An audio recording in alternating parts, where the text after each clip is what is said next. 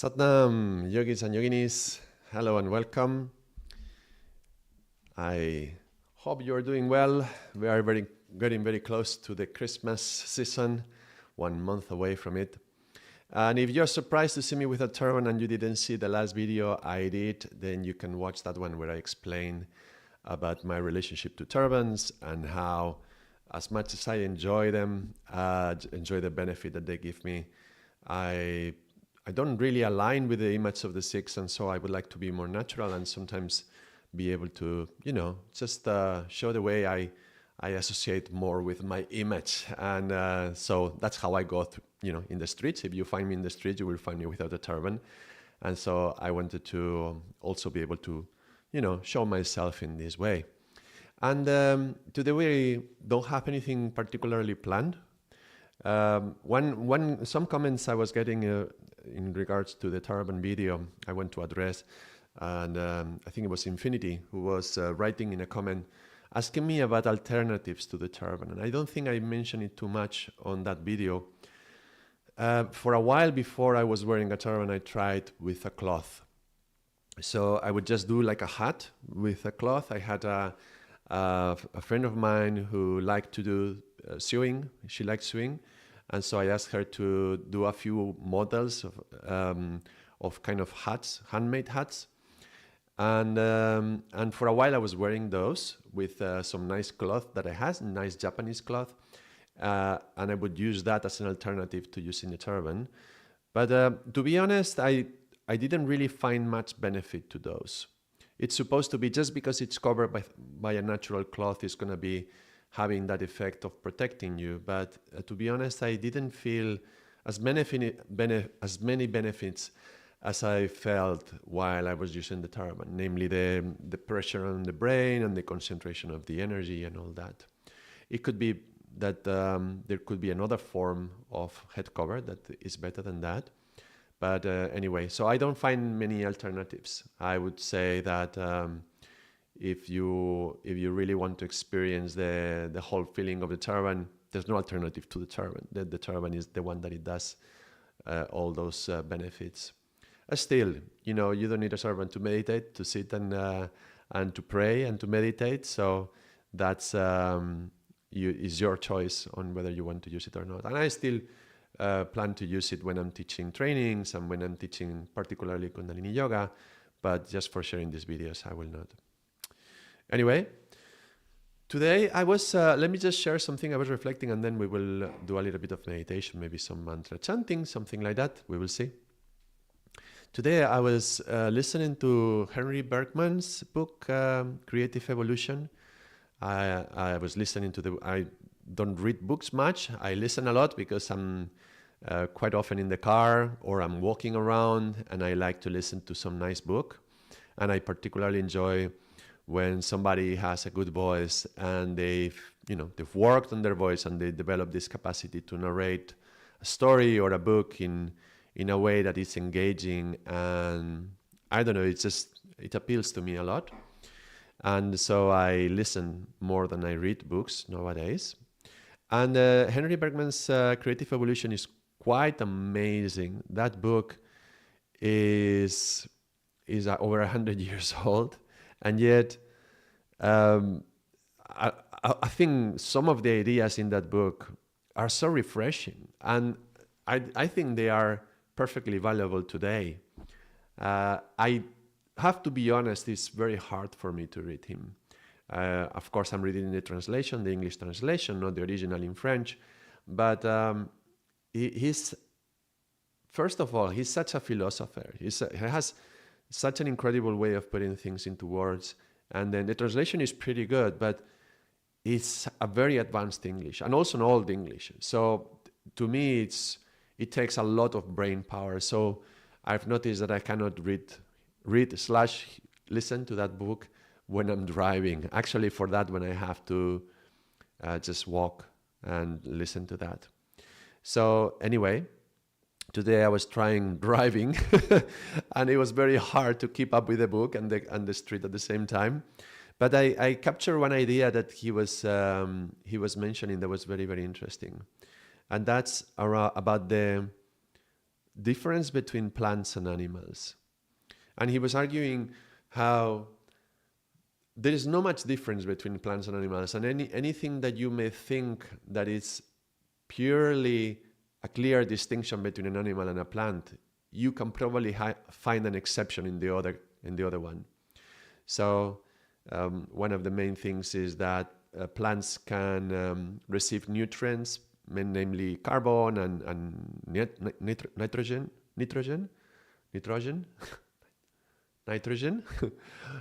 directly from the mineral, so in mineral form, while animals cannot. And animals need to consume something that it already has received, integrated that nutrient. And that's why animals have to either eat vegetables, which have processed the nutrients from the soil, or another animal who has consumed vegetables. So how animals cannot do it directly. But then he will find examples.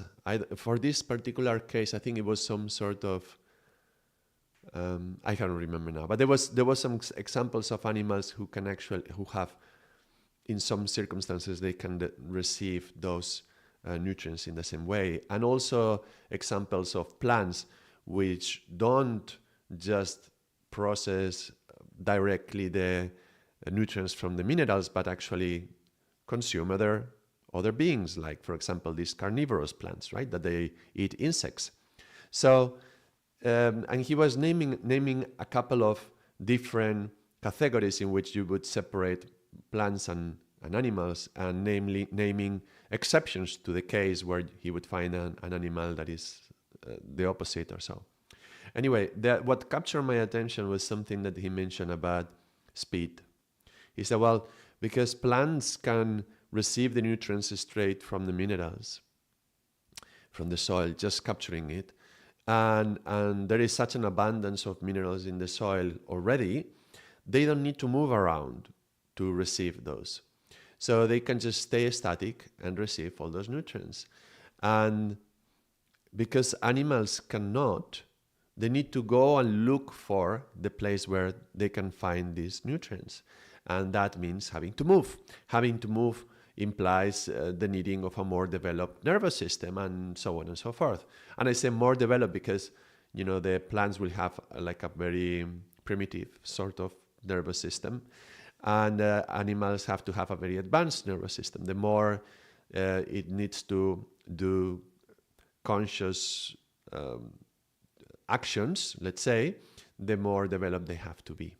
So an animal will develop this nervous system, and the nervous system allows him to move, and moving is linked to the capacity to hold consciousness for the animal.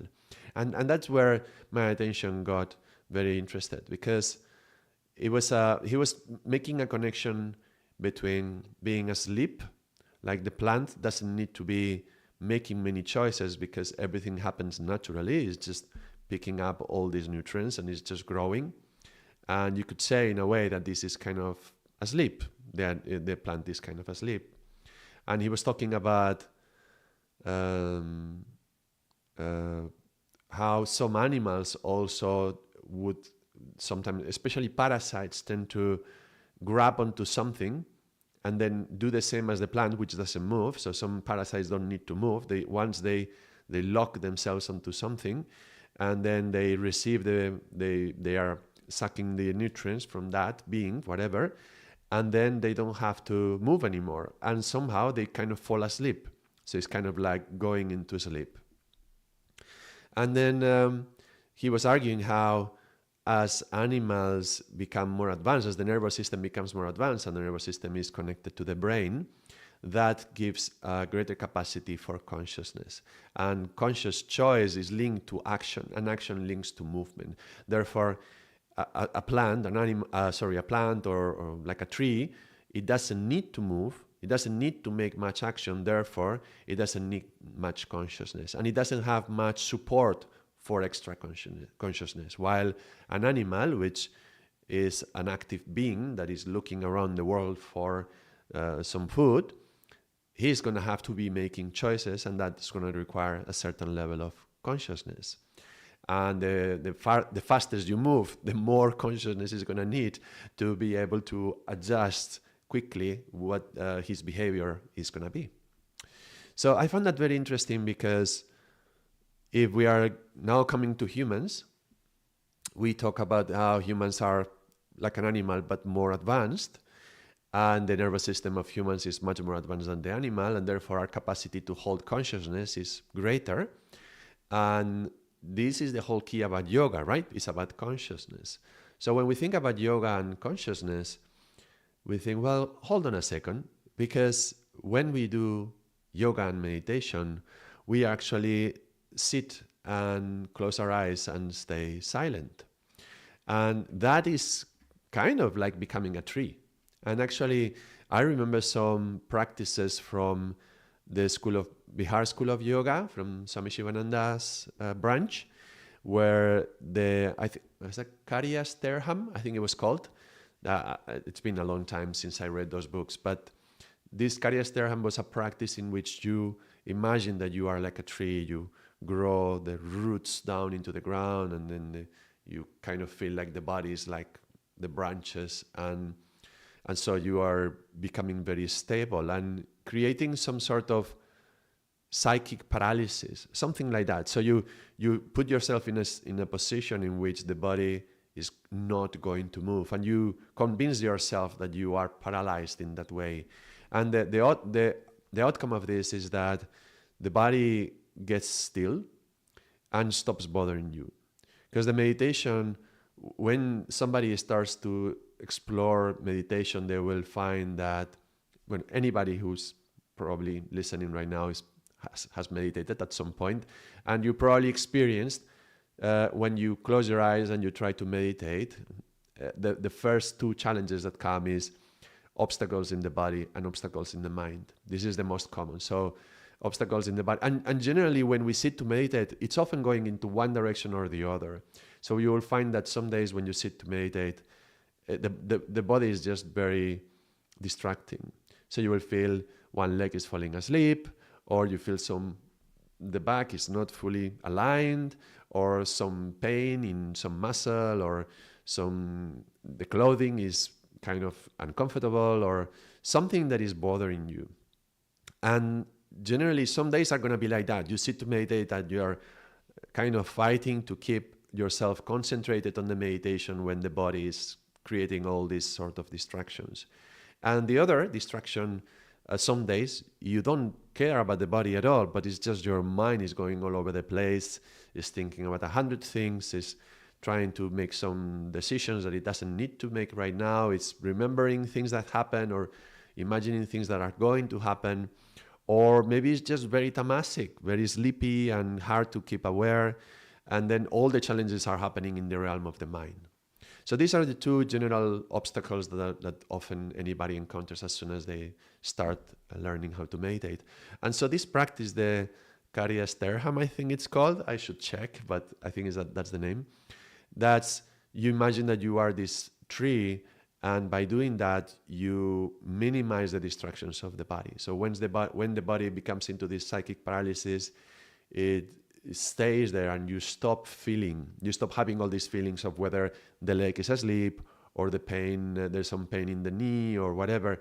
Because if you adjust yourself into a comfortable posture, and then you can tell yourself, that's it, that's the posture, then you can forget about it. And when the meditation finishes, maybe some leg will have fallen asleep, but that's okay. You will wake up, you wake up after the meditation. That's fine. It's not a problem. But if you are fighting with a feeling the whole meditation, then you're not meditating. You're just fighting with a feeling. So this practice of becoming like a tree is very interesting. Now, why am I mentioning all this? Because when we are meditating, most of the time we try to do this meditation in stillness, right? There is a form of meditation which is in movement, like walking meditations, but I'm not talking about those. I'm talking like 90-something% of the meditations are about staying still and then keeping your awareness centered around some focus, which can be the breath, it can be a mantra, it can be a yantra, if the eyes are open, or tratakam at a point, like a candle or something like that. So you're trying to keep focused and focus aware, conscious, while staying still. Now, the whole prelude to this, I explained the difference between animals and plants, and how one of the biggest characteristics are that plants are kind of asleep in many ways. And mainly because they don't need to be awake to just be gathering all these nutrients and growing. While animals, they need their consciousness to go and hunt or go and look for food. So the implication is that throughout the different worlds, from the mineral to the vegetable world to the animal world to humans, the evolution in the animals, the moment that we become living beings, as we evolve up to humans, is kind of linked to movement. So the more you can move about and make your decisions, the more your system and your body has been developing so that it can hold more consciousness. So consciousness is linked to this movement. And now I'm saying, well, look, consciousness is linked to movement, and yet when we meditate, we try to hold still. And it's no surprise that when we are trying to hold still, how often do we go to sleep? You may experience this very clearly, that you are perfectly fine and awake and you slept, maybe you slept 8 hours last night and you are not sleepy and you are perfectly fine, and then you say, okay, let's meditate, and you put your timer, and as soon as you close your eyes, the sleepiness comes in very quickly. And you can be like 10, 15 minutes, whatever time you spend meditating, very sleepy. And then as soon as the clock ding, and you come out of meditation, and you're perfectly fine. You're not sleepy anymore. You were only sleepy during the meditation. And so that's very interesting, because we were holding very still. And somehow by keeping still the body and hoping to keep still the mind as well, because the mind likes to go around, but if you say to the mind, look, chant this mantra, and then you capture the attention of the mind, then when the mind gets captured, somehow consciousness goes back into sleep like a tree. So I found that very interesting, how in yoga we attempt to reach a new level of consciousness. How naturally we know that when we are falling very, very still is when we are falling asleep, therefore we lose our consciousness. But in yoga, we try to cross that barrier and reach a new level of consciousness.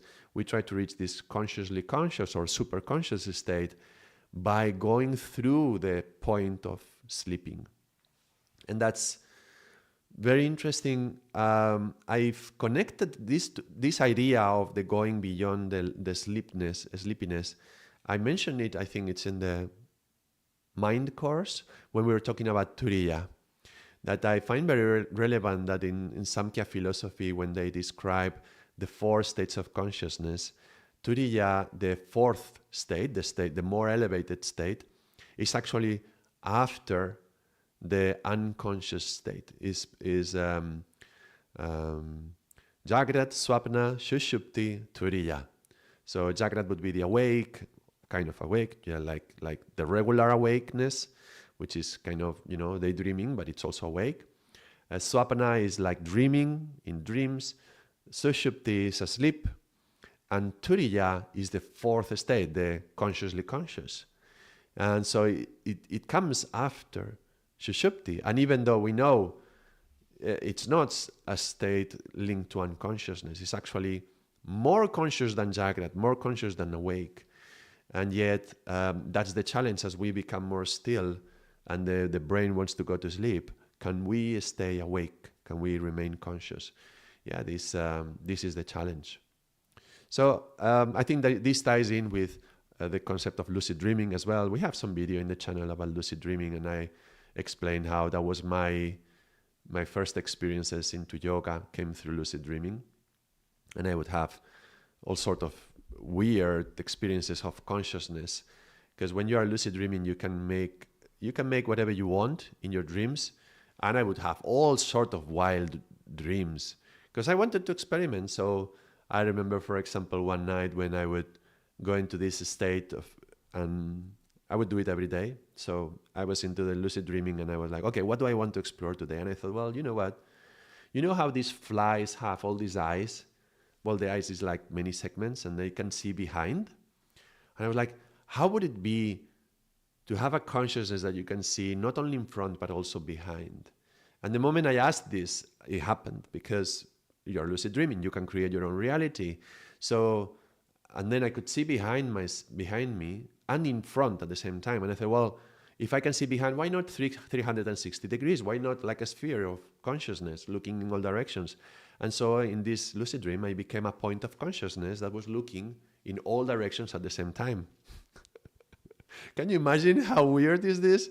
Well, that was amazing. That this is the kind of states of consciousness that you cannot, it's very hard to imagine, because we've spend all our lives, anybody who has eyes and they can see, we spend all our lives, and our brain structures even are created so that we can see this forward side.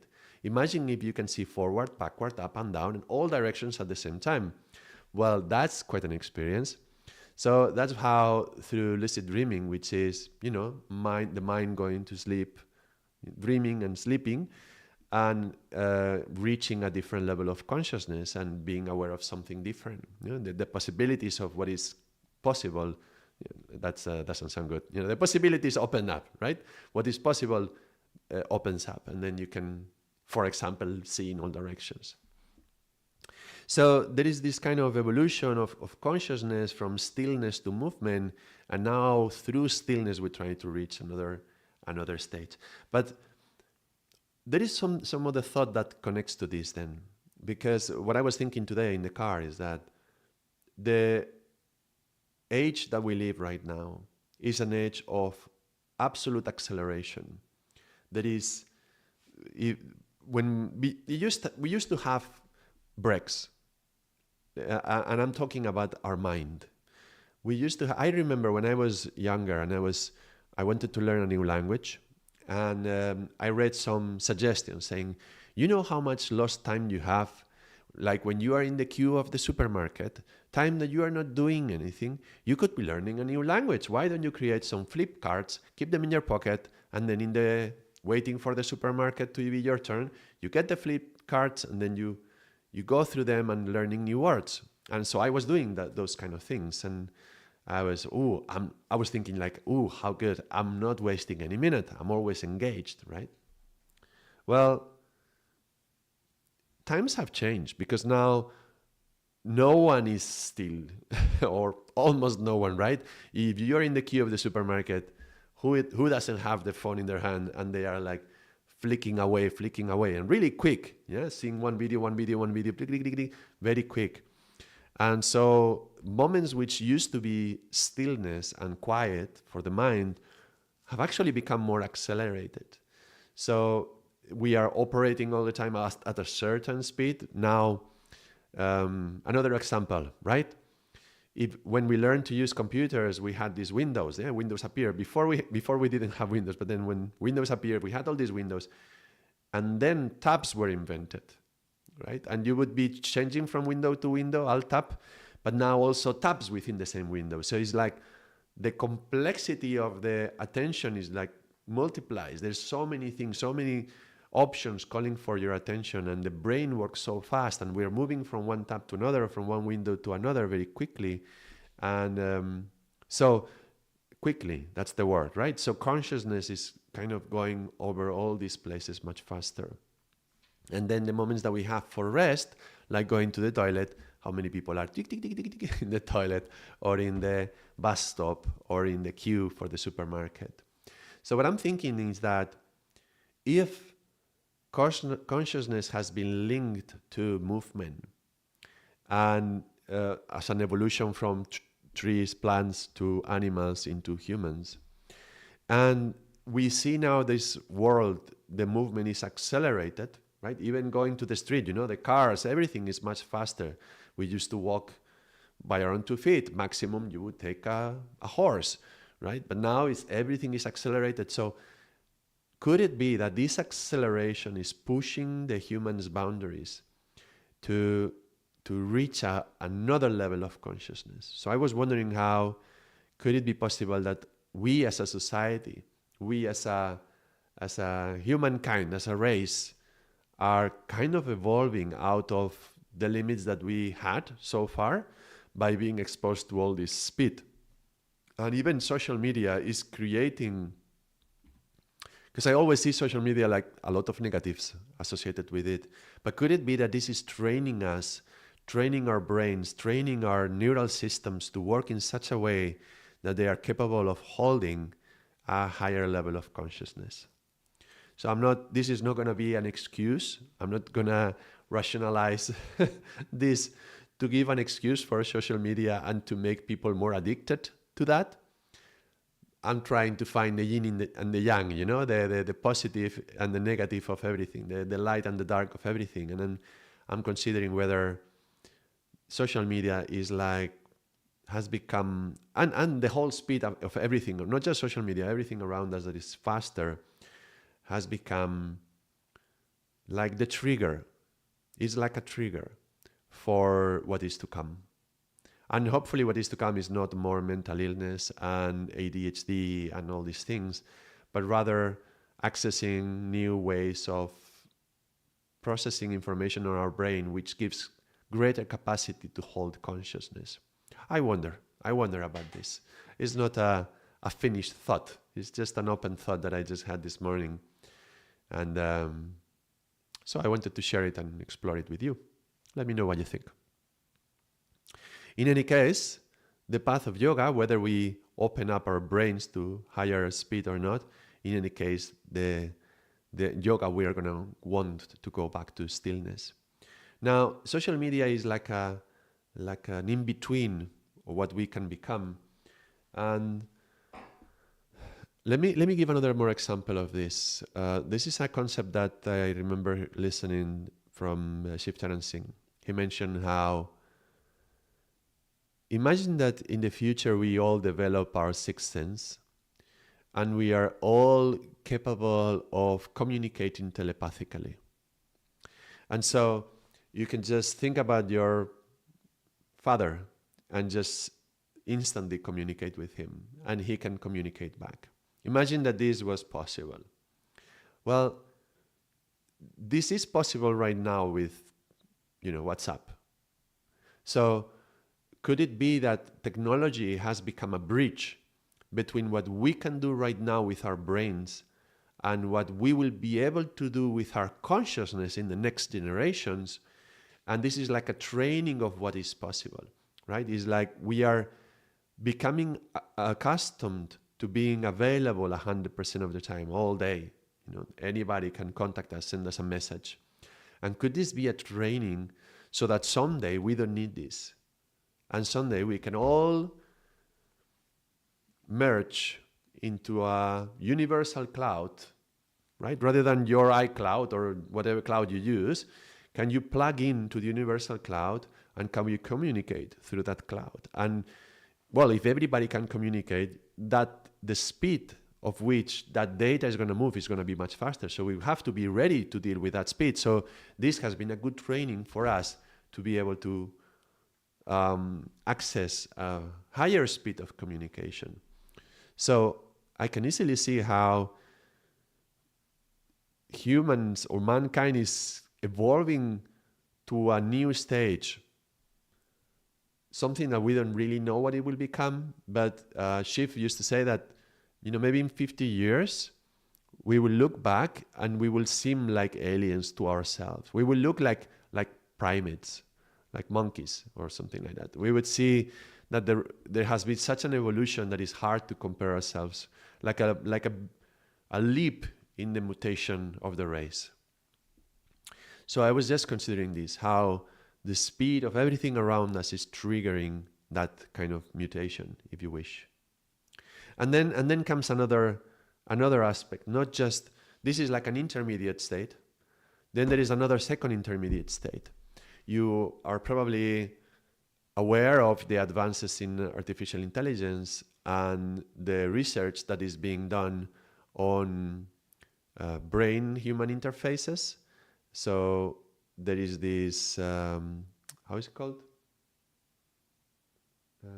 Interlink, is it called? How is there is this by Elon Musk's company as well. I don't know if is it Interlink or... Well, it's just they are developing these chips that they can embed into the brain, and they put sensors into the cortex to sense activity in the area of the brain which is generally associated to movement, and they can perceive when you want to move a hand, and so they can send the information to the computer outside. So it has a cable to communicate, or Wi-Fi or whatever. And you can Bluetooth, you can access to some computer in the outside with this Bluetooth signal, and then control the computer in that way. So this has been already, there's been already it's already being studied with humans. It was on primates a few years ago. Now it's already in humans, and it's very interesting. A person who couldn't, he's in a wheelchair. He has no access to his hands or feet, and he can control the mouse with the brain. Now, there were a number of already brain interfaces when I was studying in university, and that was almost 30 years ago. But this is with sensors in the neurons, and only measuring the neurons on the area that is focused on locomotive, moving the body. So the movement of the cursor with the brain is not made with, it's not like a biofeedback system mechanism in which they sense the electromagnetic fields in the brain and then you modulate the fields of the brain to move the cursor, which is very inefficient, but is trying to move your hand when you are in a wheelchair and you cannot move your hand. Instead of your hand, you're moving the cursor. And then you can control the computer through your thoughts. And eventually you don't need to think about moving your hand. You think about moving the cursor, and then you're moving the cursor, and then you become very efficient. And then there is a bandwidth, there is a speed of data in which your brain can communicate with that computer. So meaning that if you have to move and click, we humans, we can use a mouse and click, and this person who is already doing the experiments, and he has already the chip, he's getting to the level where he is becoming really good at using his brain to move the mouse and clicking. And the research supports the idea that this is only the first test subject. This is the first experiment. And as we know with science always, this is as bad as it will get. So the technology will only increase from here, meaning that it could be that very, very soon, it could be that in X number of years, 5-10 years, these systems would be much faster than a human clicking, which creates a philosophical discussion, and maybe morals will come here as well, which is that people will start wanting to insert a chip into their brains, even if they are healthy and they suffer no problems with their body, but just because with a chip they could communicate with the computer much faster. There is also research in which they connect the chip not only to the area of the movement of the body, but to the area where you link to the area of the brain where we think what we want to say. Not the area of the brain where we say things, but where we think what we want to say. And it has also the research on this, and I think these are not with sensors into the neurons, but from the outside. I'm not 100% sure with this, but I know that for people who have speech impediments, maybe they have paralyzed half of the body, things like that, they reached over 90%, I think it was over 95% of accuracy in the computer sensing what the person wants to say. And that's even with a generalized training of the computer, not having a computer learn how the brainwaves of the person works, but actually just standard, without even tuning into the particular person, already 95%, which is a higher accuracy than most speech recognition systems we have. You know, when we are speaking, I mean, it has evolved a lot, but not so long ago, you would click on the WhatsApp, for example, and speak, and it recognizes your words. Well, those words were not always very accurate, and only now we have reached the realm of 95% of accuracy. Not so long ago, it was below 60. So imagine if you could read that area of the brain that thinks what you want to say already at that accuracy, which means that people who have paralysis of the face or some speech impediment, but they think properly and they were speaking before, so they can think properly the words in their brain, and the computer understands and produces the words. Also with now AI, they can produce the words with the voice that he had, because we can do that as well. So the computer would speak for him. Now that's bizarre, but that's incredible. So what I'm saying now is that these brain interfaces, computer-brain interfaces, have been created to access the area of the brain in which we move, like the hand and to control the cursor in the screen, and how we speak. So not what we think that we want to say, okay?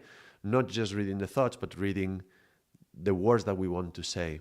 But who tells you that this computer-brain interface is not going to be evolved to the point that it's going to read other areas of the brain? Actually, most likely it will very soon. So what this means is that the way science is moving, these chips in which you connect your brain to some software external interface, this is becoming a reality. And so where am I going with all this? I mentioned how, coming back to the original idea, this was a big thought train to come back to the idea of movement and consciousness. From a tree to an animal to a human, and the evolution of consciousness linked to speed. And social media has increased the movement in which we operate the brain. And imagine if we can connect a chip that, like I was just saying, this person controlling with the brain, the cursor on the screen, he will soon be faster. People who are perfectly healthy will want to connect their brains to the computer to be able to utilize the computer faster and access information faster.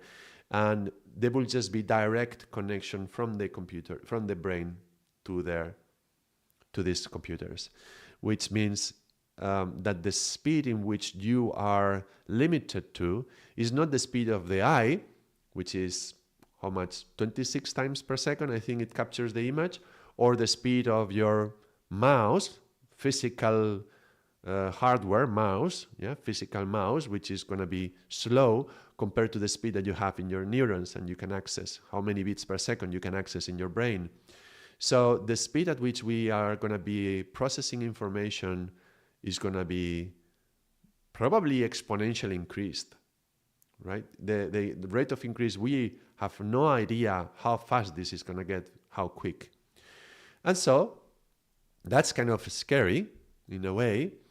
I think there's a lot of concepts that will come in here, and there is computer games that explore this idea of computer, connecting your brain to a computer, which makes you also susceptible to viruses and things like that, and you can have all sort of weird, funny, stories that you can imagine with this cyberpunk world, right?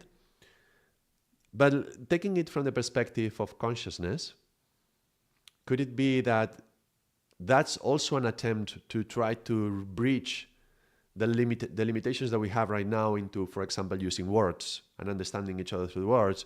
Or, we used to write letters. We don't anymore. Now we have WhatsApps, messages, emails, then WhatsApp. So it's immediate. The moment that these systems, these in-between systems are progressing in speed, could it be that we are evolving to a point where we can reach this level of consciousness where we can interconnect all to each other through this kind of universal cloud, and we reach a new level of consciousness, and maybe even shared consciousness, sort of like, like swarm intelligence, like one ant.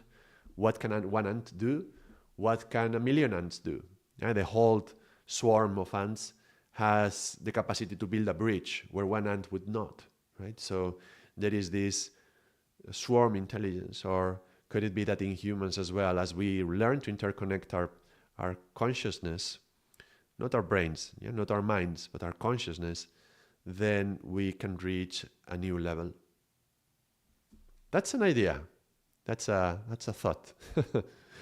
And it has all sort of yin and yang implications, There is a number of consequences which are going to be karmic, and a number which are going to be dharmic. But of course, from the perspective of yoga, we're going to be concerned with the dharmic and whatever is happening in the world, and this tendency is not going to stop. Like AI is not going to stop. So we have to think, how can we utilize this to the best of our advantage as humans who are developing their own consciousness? So that's the idea. It's possible that as we grow in speed in our interconnection and intercommunication, that it becomes even harder to actually stop and close our eyes and just be in silence. It's very, very, very possible. And but if you can, you have the capacity to communicate much faster, and you have the expansion of the consciousness to be able to manage all that amount of information. But that expansion of consciousness, rather than going out into the information, you bring it in and you focus it into yourself, and reach the same outcome that we've wanted to reach since thousands of years when we talk about yoga, right? But with this increased amount of awareness and consciousness, it's possible. In any case, no matter what comes, no matter what is waiting for us in the future, the tools of yoga are still here, and they are still the same, and they are likely going to be used in the same way. They're going to be still valid and applicable in the same way, because we don't stop. The quality of our consciousness and our soul is the same, right? So the tools that we have to reach that are going to be the same. So that was quite a journey. If you are just connecting now, you will be surprised where we got to. But this was an idea coming from how from plants we evolve into humans, passing through animals, and how consciousness is linked to speed. And let's do something that is the opposite then. How about today we just stay in silence and stay in the stillness? Oh, my daughters are connecting online. Hello. Hello, Noah and Holly. Are you online? Well, those are my daughters using their mother's account. Are you well? Are you doing a break from school? All right. It's good to have your daughters online. Wow, yes. All right, so I've been talking for a while. I think it's good time to meditate today. And so, yes, you are doing a break from school. Everything is all right? Are you well? Happy? I'll see you later. I'll pick you up later. All right, so we're going to do a meditation in stillness. And how about if we try this becoming a tree that I was mentioning before, and then we will hold in the stillness. Love you. All right, so let's try this. Let's close our eyes. I encourage everyone to close your eyes. And now, because I've been speaking a lot, and you were listening, and your thoughts were very active, your brain is probably very active, so there's going to be a lot of movement in your thoughts. And it's going to take a while to slow down, so let's concentrate on the breath. That always helps.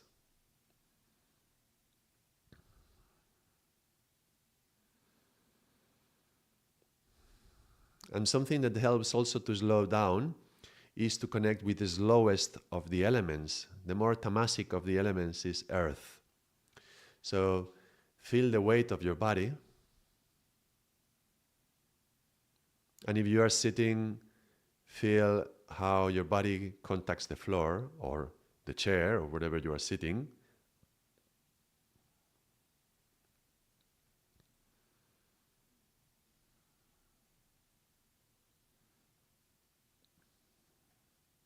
And imagine that beyond the level of your navel, there is roots coming down into the ground. Yeah, your feet, your legs are like roots that are going down into the ground. And you know how roots are, that they divide and divide and divide and extend, looking for water.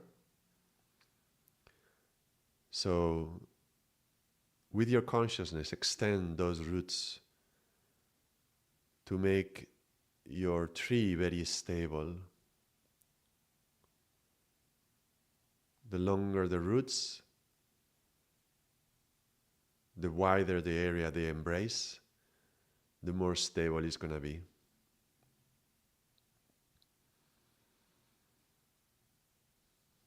Every time they divide, they become a little bit thinner.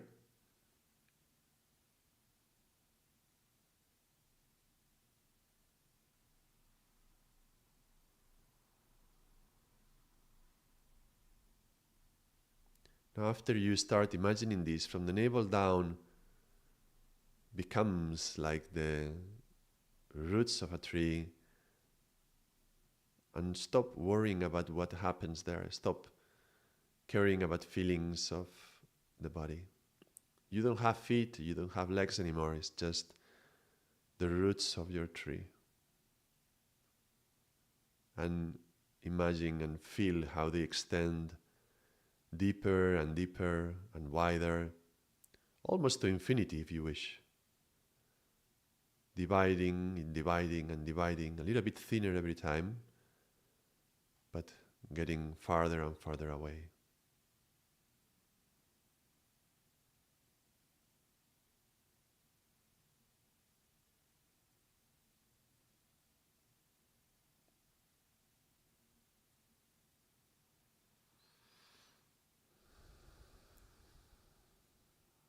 And the farther these roots go, the more stable is the trunk of the tree.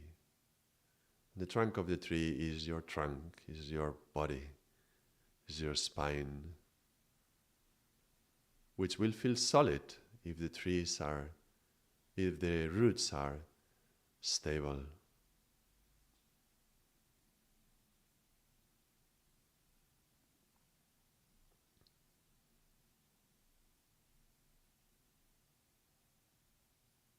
And when you reach that point of solidity and stillness,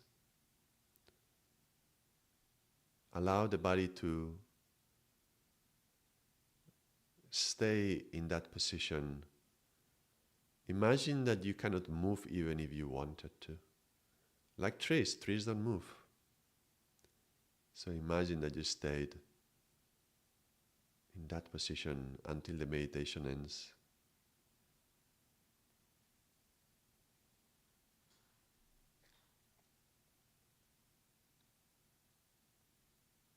There will be a breath moving, and the breath is like movement of energy, which could be like the inside of the tree there is this liquid going up the trunk and the branches. Similarly, there's going to be energy flowing up and down through the body, and you will feel the movement through the breath. But the spine, which is the trunk of the tree, and above from your head, which is the branches, are still and doesn't move.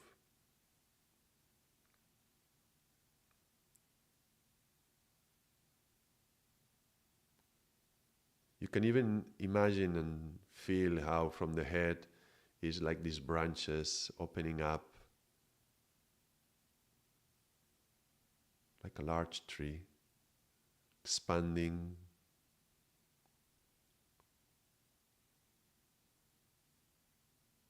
feeling also tall to capture the sunlight.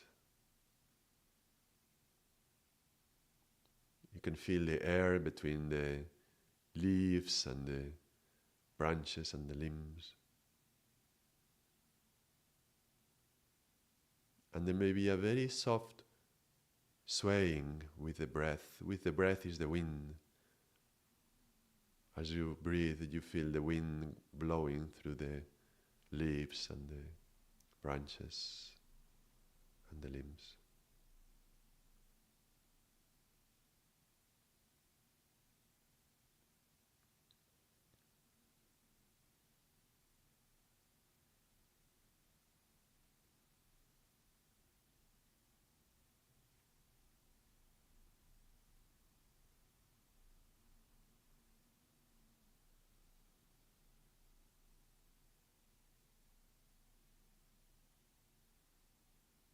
And you allow the body to stay in that stillness of the tree.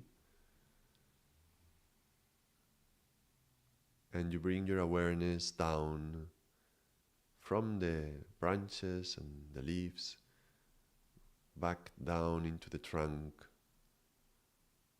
down into the heart of the tree.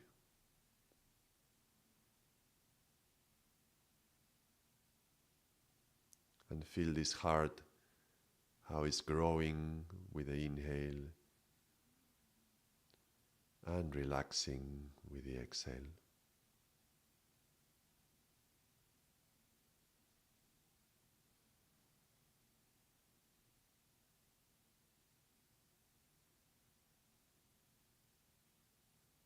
Bringing all your consciousness down into the heart of the tree. You don't need to care about the roots nor the branches anymore, but only the heart of the tree. And as you listen to the sound of your breath, you will hear that the inhale sounds very much like Sat, and the exhale sounds like Nam. So hear the sound of Sat, Nam in your breath. You don't have to say it inside. You don't have to chant within you. You are listening to the sound within you. And I'm going to stay in silence now so that you can listen to the Sat Nam.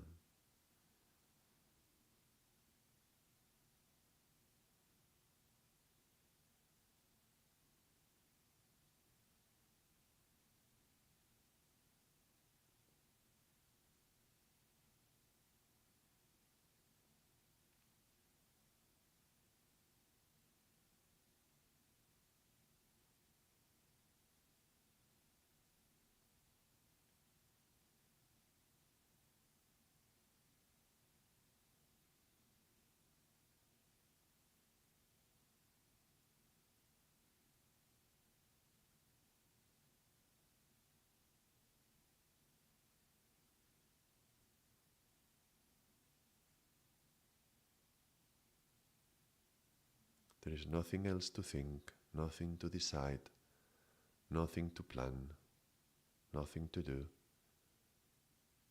Just listen to the Sat Nam.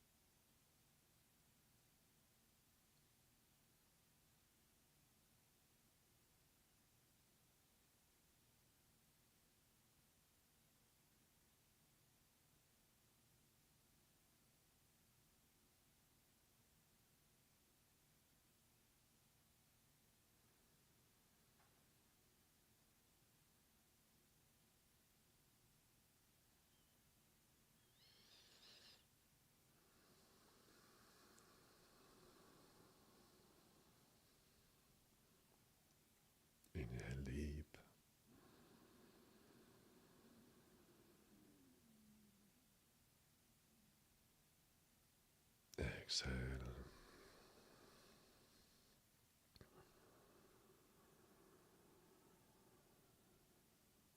Inhale deep.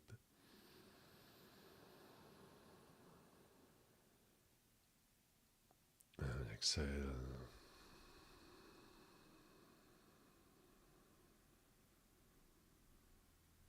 Inhale.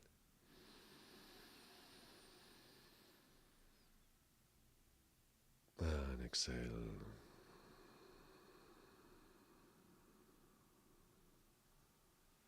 Vairu. Thank you very much, everyone. I hope you enjoyed the meditation. I certainly did. And thank you for being with me. If you enjoyed, don't forget to like, so on, support, blah, blah, blah, blah, blah. You know, the usual. Thank you very much. See you next week. Satsang.